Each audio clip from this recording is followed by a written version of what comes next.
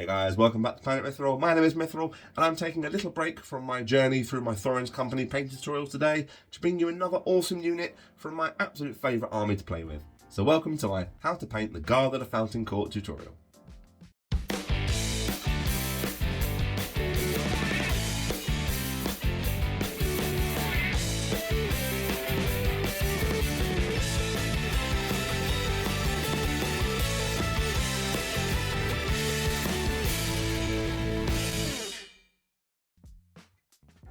These guys are the elite of the elite in terms of Gondorian Guard and bring a lot more to offer than their Citadel or standard warrior counterparts, with some lovely crisp whites and creams inlaid against a little more vibrant and shiny metallic work, all balanced beautifully with those characteristic blacks.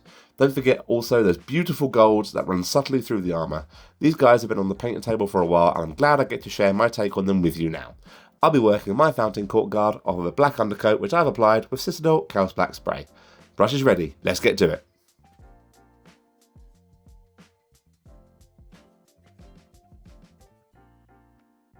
I'm starting by picking out the eye holes in the helmet using Bugman's Glow.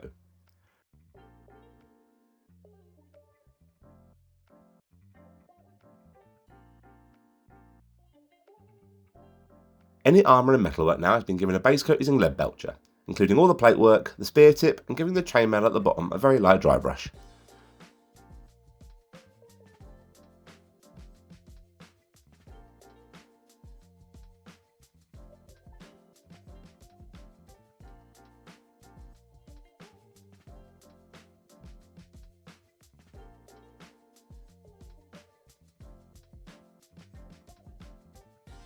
The lighter fall panels are being given a base coat using Iron Rack Skin. This will almost certainly need 2, maybe even 3 coats to get a nice smooth finish over the black undercoat.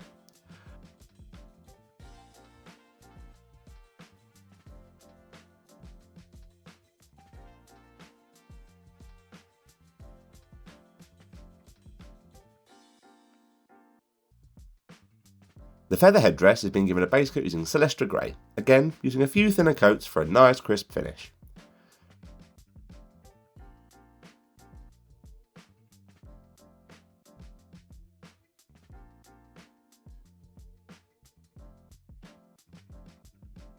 The majority of the remaining cloth now is being base coated with a 2-to-1 mix of Abaddon Black and Naggaroth Night.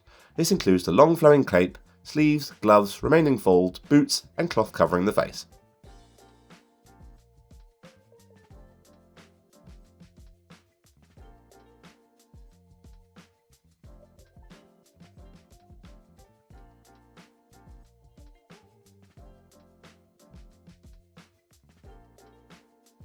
The spear shaft now has been given a base coat using Dryad Bark.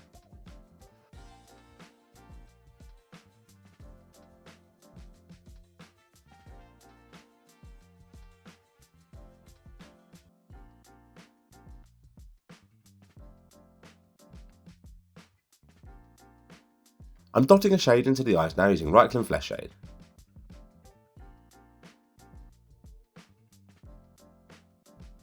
The feathers are being shaded down using slightly more diluted Drakenhof Nightshade.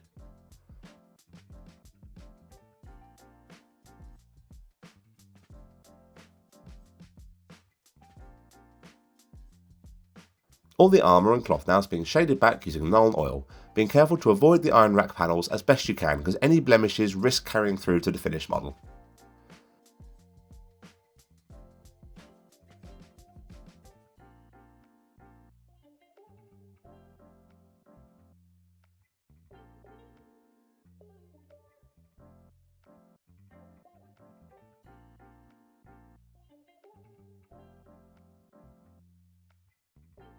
I'm applying a quick layer to the eye sockets now using Cadian Flesh Tone, hitting the upper and lower parts, leaving some space for an eye should you be feeling brave enough to try.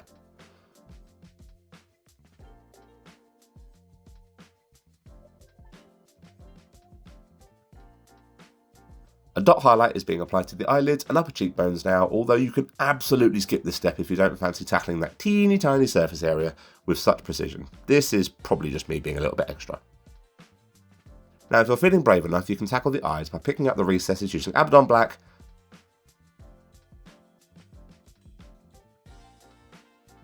finishing off with 2 dots of Pallid Witch Flesh either side.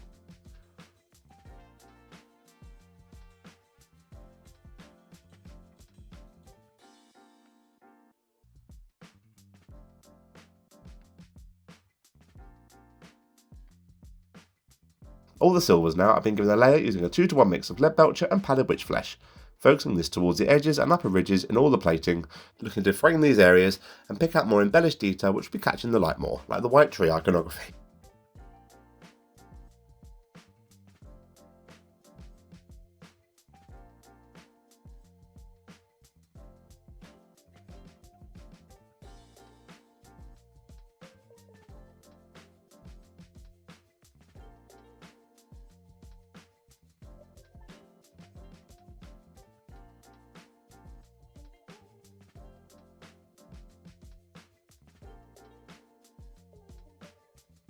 This is being followed up with an edge highlight over the silvers now, using Stormhost Silver, just to make the metalwork on these elite guards of Gondor glint and shine a little bit more compared to their warrior counterparts.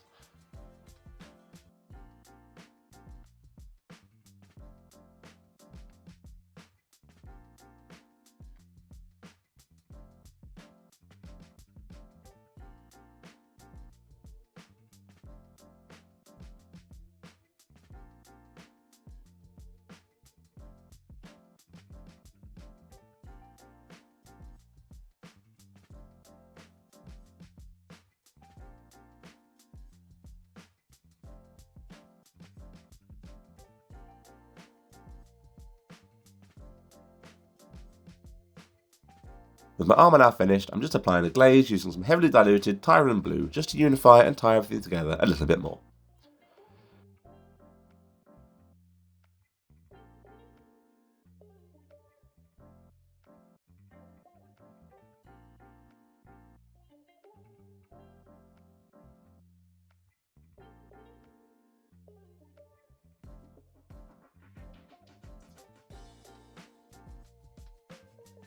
Now picking out the individual feathers over the headdress plumage using Ulthrang Grey, being as targeted as possible here to leave the shade showing in the recesses in between.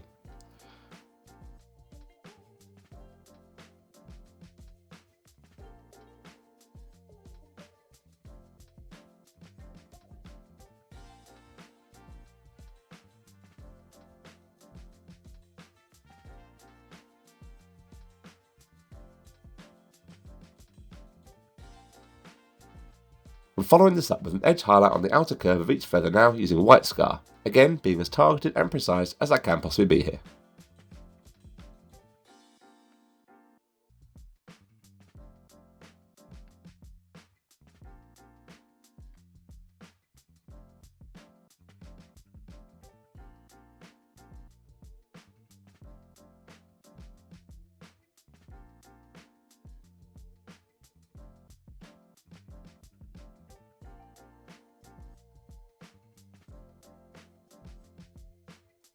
With this section now finished, I'm once again applying a heavily diluted glaze of Tyron blue to the feather headdress.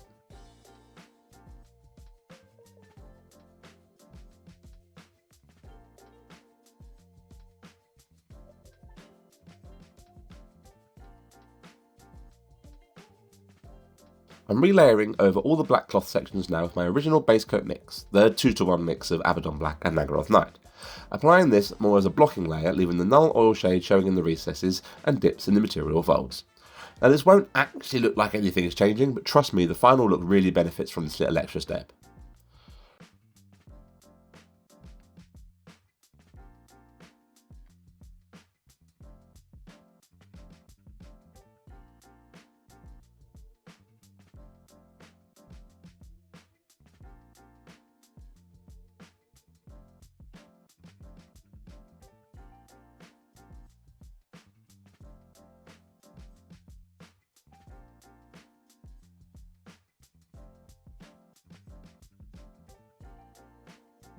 I'm applying another layer to all the black cloth now, upping the concentration of Naggaroth Night in my mix to a 2-to-1 split in favour of the purple hue. With that now being more prominent, you can see how the black is changing to a very slightly off grey colour, perfect for what I want. Now the cloak is a strange beast. It has very well defined folds, but it's strangely ripply, so to get the best coverage, I'm actually swapping to a dry brush and going against the flow of the cloak. This will give a much more natural look to the material.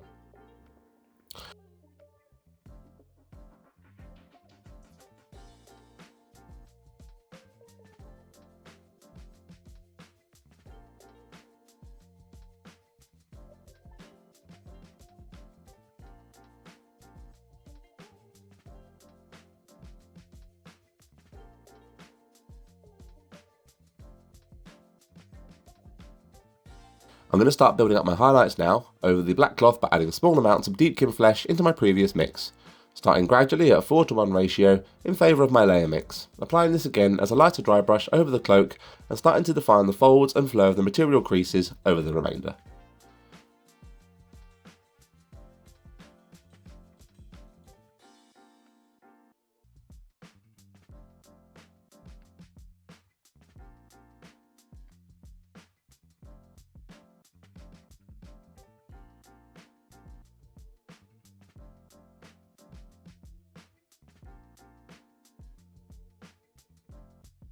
For the subsequent highlights over the black sections, I'm continuing to add deepkin flesh into my mix in gradual increments to avoid this oversaturating the delicate grey tone I've built up so far. Again, with the cloak, applying this as a lighter and lighter dry brush just to pick out the most prominent folds. You can add as much deepkin as you like for these stages, depending on how light you want the upper levels to look when you're finished.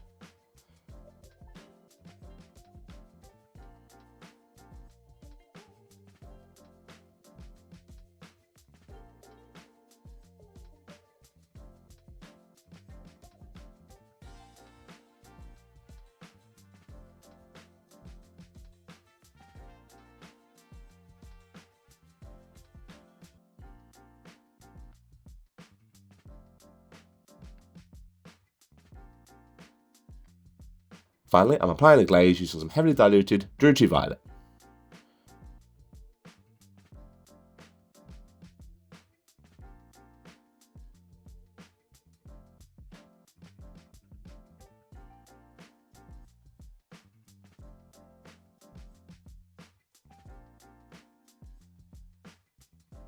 The lighter panels hanging down the front now are being layered up with a 1:1 mix of Iron Rack Skin and Screaming Skull. And as the texture is quite flat and I haven't used a shade here, I'm just allowing the Iron Rack to sit in some of the recesses to create some subtle shading.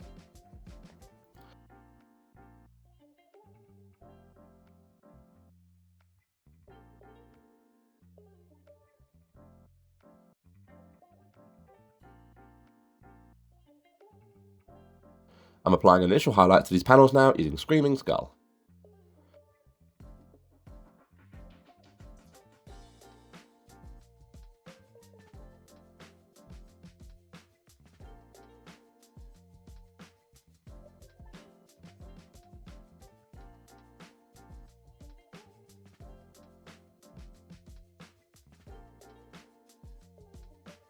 With the final edge highlight being applied with the 1:1 mix of Screaming Skull and Pallid Witch Flesh.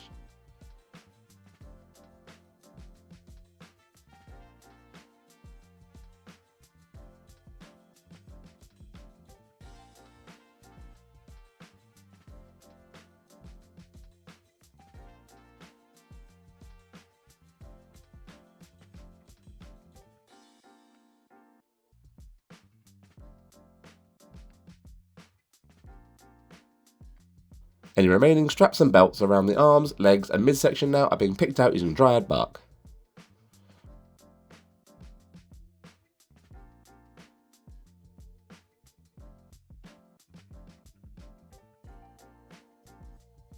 I'm highlighting all the belts and inlaying some delicate wood grain effect onto the spear shaft now using Gawthor Brown.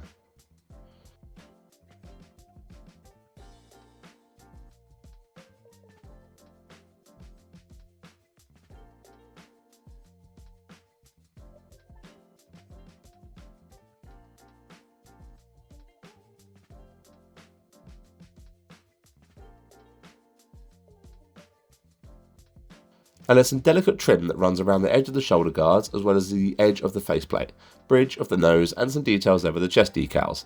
This I'm going to be picking out with Balthazar Gold. Painting this over the silver will help with the coverage and give a little bit more of a burnished feel.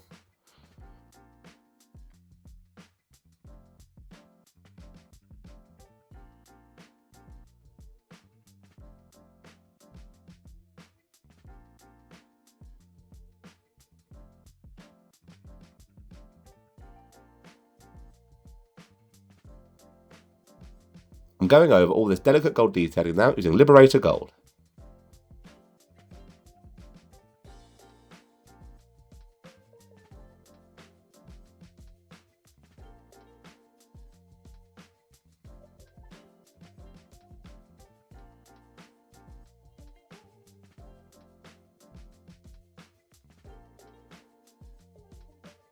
The trim around the edges of the beige panels is now being carefully picked out using Steel Legion Drab.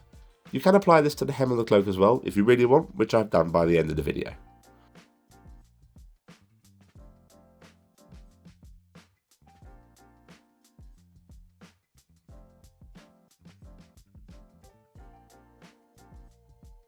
A layer is now being applied using Talon Sand.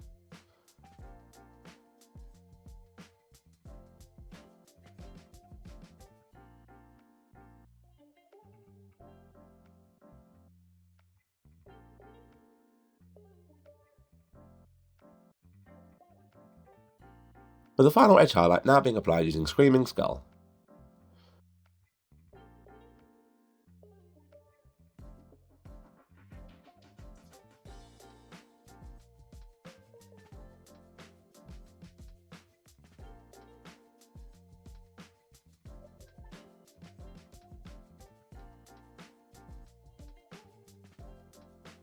With that, your Fountain Court Guard are finished and ready to stand dutifully watchful over the white tree of Gondor, for one day it may bloom once again and herald the return of the Lost King.